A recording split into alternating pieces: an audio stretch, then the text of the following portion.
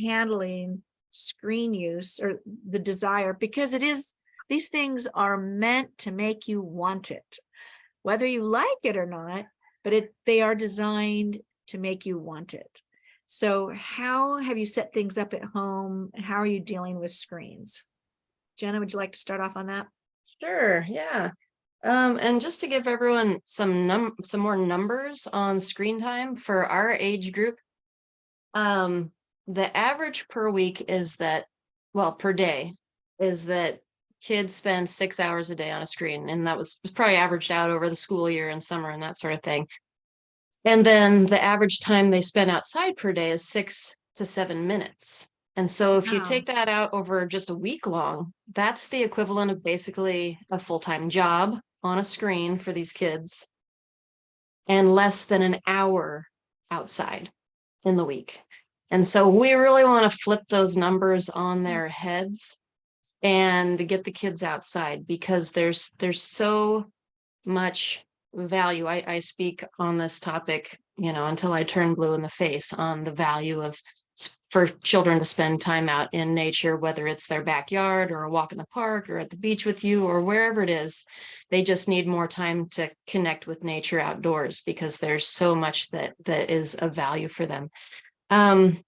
There's a lot of things that I would recommend that parents can do that's really easy to help kids get outside. And the first and foremost thing I would say is to give them just some simple materials to build a little fort outside.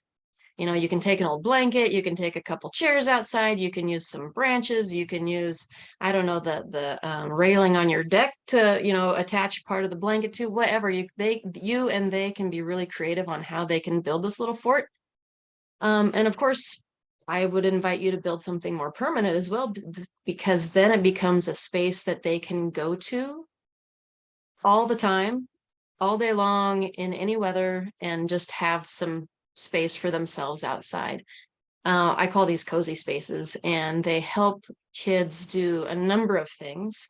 Say if you have a child who perhaps has, experiences neurodiversity, maybe they go into sensory overload. These are spaces that they can go to calm their nervous system and to kind of get back into a balanced state, so they can get back to doing all those wonderful things that they want to do.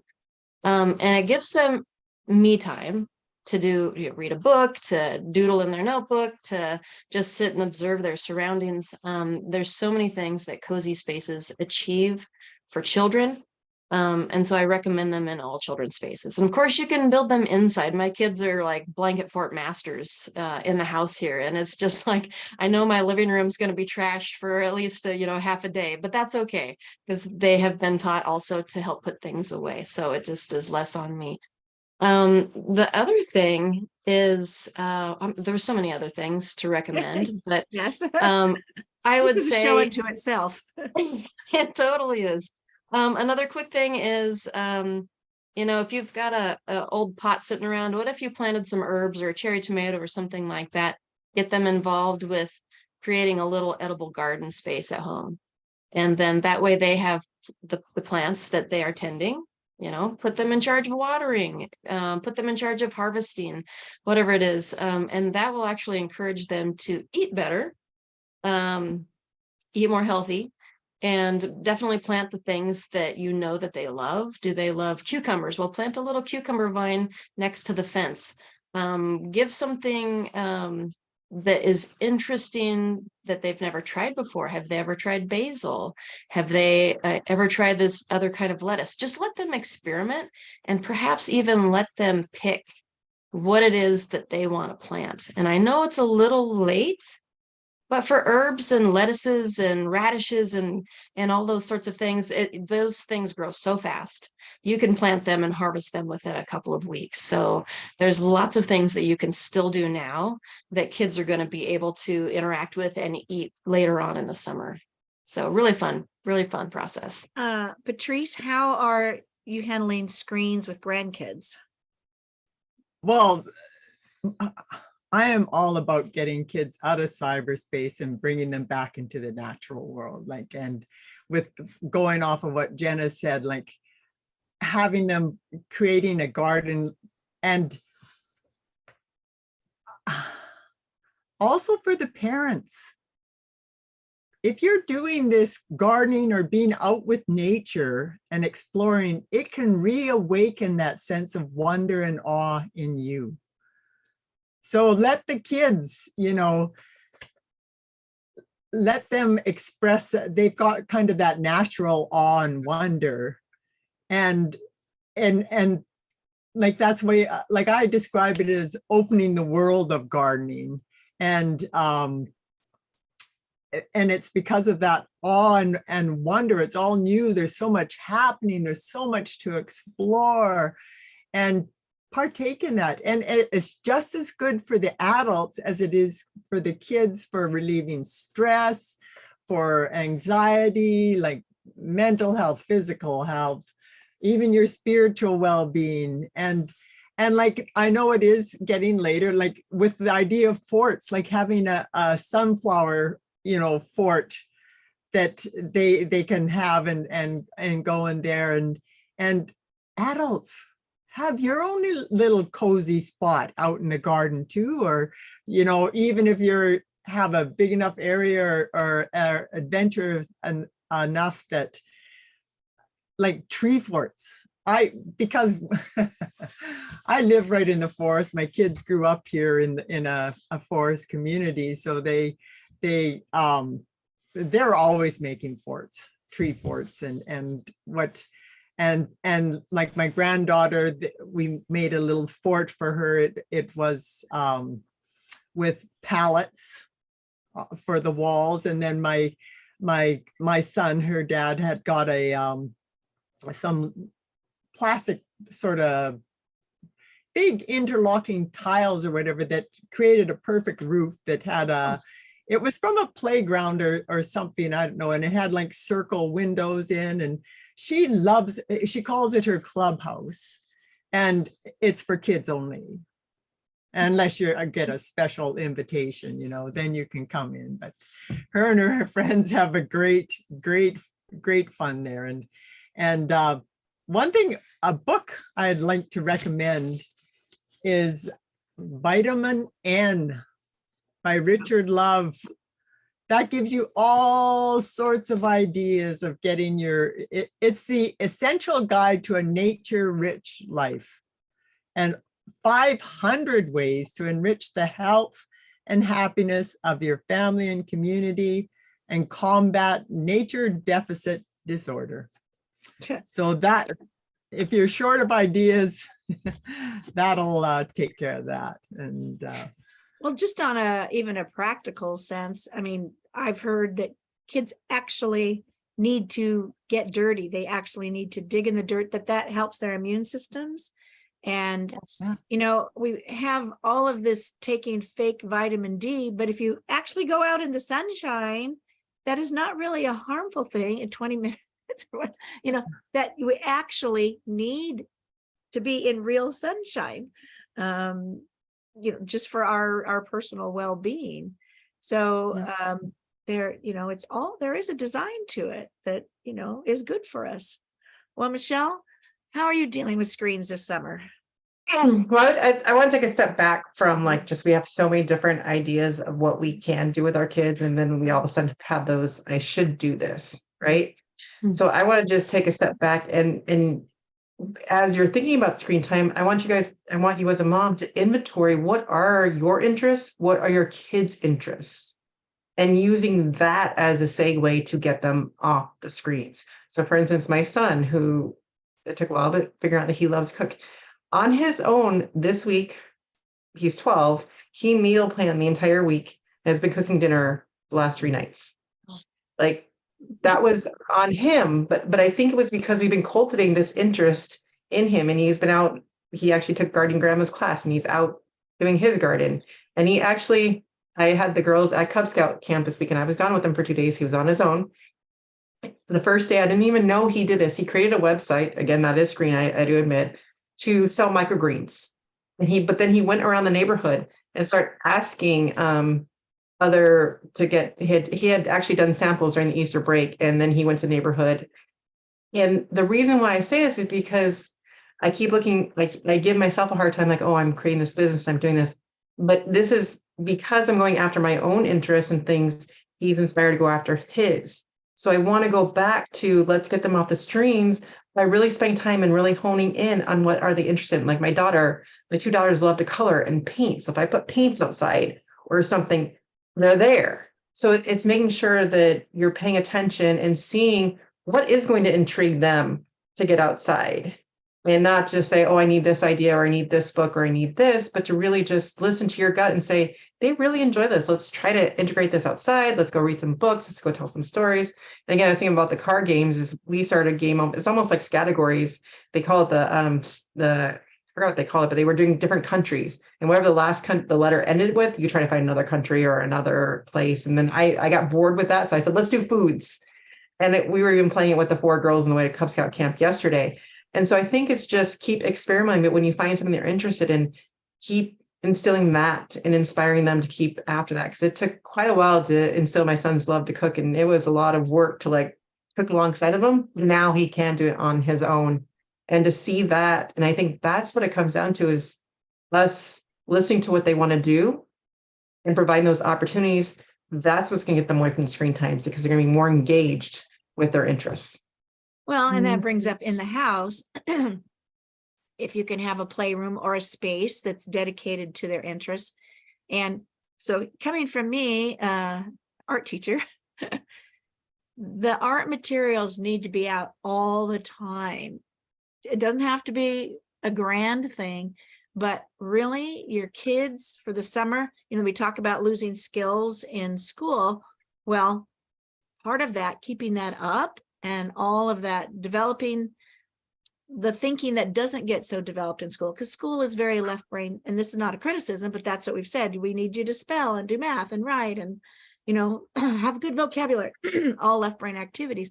But kids actually live more in their right brain. And we need to make sure we're nurturing that in the summer. We've talked about all of these great ideas, but also maybe you don't have a yard, but in their space, like we said, a cozy space, but even in the house, you have your reading area, or you have an area where you can calm down and be yourself, even if it's a tent, a blanket tent.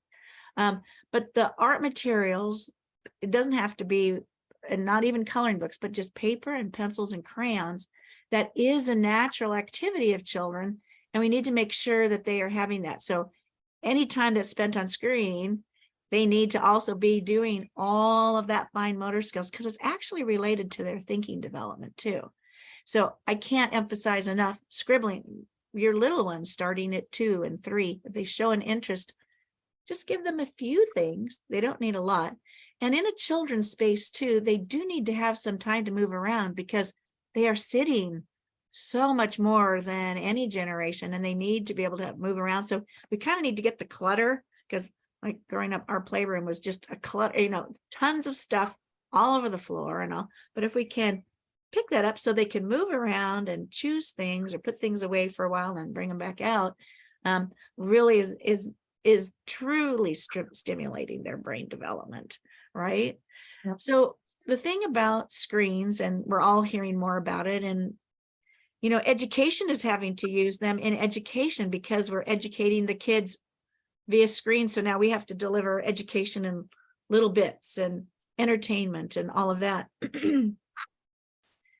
But what's been really interesting to me, that what the developers figured out, is how to keep kids on screens. It's a fix like sugar. Is that's what AI is coming out of. They've learned that to keep us adults on the screens too. We have that issue. AI is coming out of all of that psychological development. So I think if we as parents, rather than, like Michelle said, rather than shoulds, we are, just like you're monitoring sweets, we are monitoring this for our kids and making sure that they are developing as they need to be developing. So that is great summer work for preparation for coming back to school. And sometimes, we have tutoring and we have other things that go on in the summer too, but just put out those basic tools of childhood, and the kids will take over it. You don't have to, you are not there to teach them how to do it. They'll do it. So I wanted Can to I- touch, Can I oh, good. bring something in here that what you're Yeah, sure. saying, the children do it? That's a big thing. Let them have spontaneous play. Like too often we want to structure everything. And like in the summer, you might find times the kids are saying, I'm bored, and it could be like maybe they're a little bit afraid to, jump into something new, but at those times, if you've got like a PlayStation outside or something to draw them out there, I'm always get the kids outside for summer. Heavens, we live up north, so our winters are really long. So we really like to take advantage of our summers, and but that let them have that spontaneous play and let them experience that boredom, but having like those playstations or whatever. We used to call it like in the pre-K play and exploration program, setting up invitations. It's like things for them to explore, and you'll be surprised what they might get into. Yeah, I would second that or third that. I as much as parents, we don't want to hear the I'm bored thing, because sometimes we feel like we have to come up with the next thing to do. That's actually a good sign, because that means they have exhausted everything they know how to do and or want to do. And so when they're bored, that is the moment where their imagination will start to take over. And children's imagination is their superpower. And so when they're bored, that's a great sign, because they're about to launch into something with their imagination taking the reins. And so we want that. And so give them the time and the space to be bored. It's totally okay. Boredom And is it's a good thing. It's a good thing. Boredom is good, believe it Yeah. or not. Mhm. Totally. Because then they're going to, like you say, they will start activating their problem solving abilities to solve this Yep. problem for themselves. Yep, their curiosity and wonder that Patrice was just mentioning a little bit ago. Mhm. Yep, that's within boredom. Sometimes I think the What- boredom triggers us more than the kids, because we don't want them to be. And so I think it's just looking at ourselves as like, just check in with yourself to see if it's you that's responding more, and maybe just even ignoring their comment and letting them go up. And I think it's the same thing when we're having conversation with them and there's an uncomfortable silence, getting comfortable with those and letting them explore their feelings and stuff. Same thing with the boredom, is giving them space for them to do it rather than us jumping in and taking over for them. Well, I guess I'm of a vintage where, the beginning of the day, it was like, go outside. I'll see you back at dinner. Mud pie bakeries and inventing plays and doing all of that stuff, and really having the freedom of independent play. And that hasn't changed as far as a human need, that kids do need to have independent play, that they are making all the decisions themselves rather than the adults making the decisions. Yeah. But I did want to touch, Patrice, you had wanted to jump in there for a sec. One other point with boredom that I'd read this once, that I found it really interesting, a different look on what boredom could be. It's often you find you're bored when you're being like selfish and self-centered. And so if you look at that for the like being a mother, you'll never be bored. You will never be bored. There's always something that you're taking care of someone. So like maybe do something for your community. Take the kids, like, hey, I saw a lot of trash along the ditches. Why don't we just go and pick up, and we can make it like a scavenger hunt too while we're at it. And or helping like with the seniors, like I like that intergenerational relationships, and like seniors that can't handle their yard work anymore, or I love to get the kids like gardening with seniors, and they're doing more of the work or whatever. The seniors might not be able to do it the same,